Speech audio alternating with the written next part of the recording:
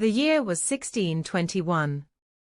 A group of English settlers, known as the Pilgrims, had arrived in the New World a year ago, hoping to find religious freedom and a better life.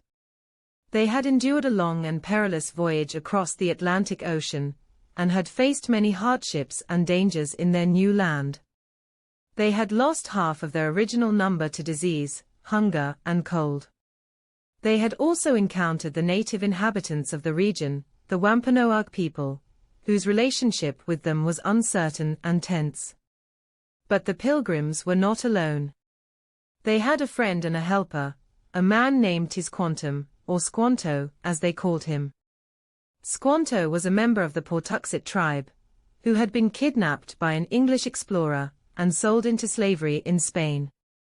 He had managed to escape and return to his homeland, only to find that his tribe had been wiped out by a plague.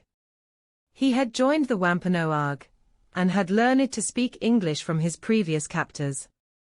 Squanto had met the Pilgrims soon after they landed, and had taught them how to survive in their new environment.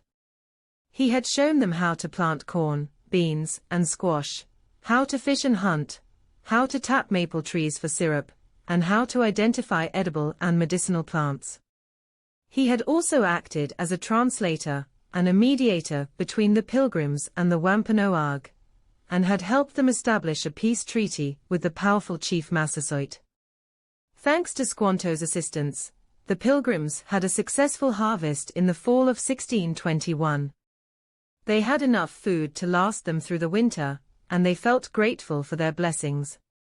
They decided to celebrate their good fortune with a feast, and invited Squanto and some of his Wampanoag friends to join them. They did not know it then, but they were about to start a tradition that would become one of the most popular and beloved holidays in America, Thanksgiving. The feast lasted for 3 days, and was attended by about 50 Pilgrims and 90 Wampanoag. The menu included wild turkey, duck, goose, venison, corn, beans, squash, pumpkins, chestnuts, walnuts, cranberries, and other fruits and vegetables. There was also fish, lobster, clams, oysters, and eels.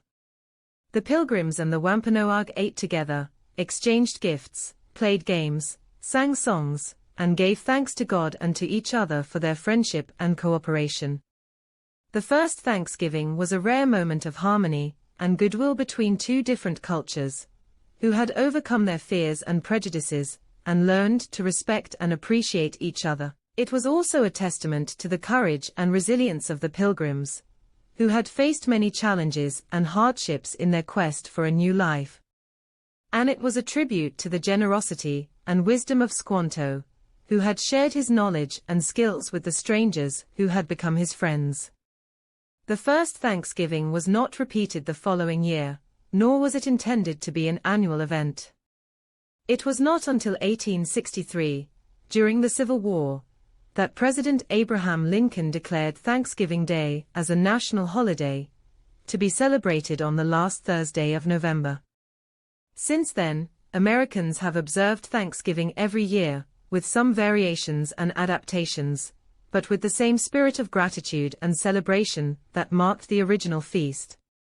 Thanksgiving is a time to remember the past, to appreciate the present, and to hope for the future. It is a time to gather with family and friends, to share a meal and a conversation, to express our thanks and our love. It is a time to celebrate the diversity and the unity of our nation, to honor the contributions and the sacrifices of our ancestors, and to acknowledge the gifts and the challenges of our world. It is a time to be thankful for what we have, and to be mindful of what we can do for others. Thanksgiving is a story of survival and friendship, of faith and courage, of generosity and gratitude. It is a story that belongs to all of us, and that we can all tell and retell, over and over again. I rock the world with my AI. I'm the best there is, no one's better than me.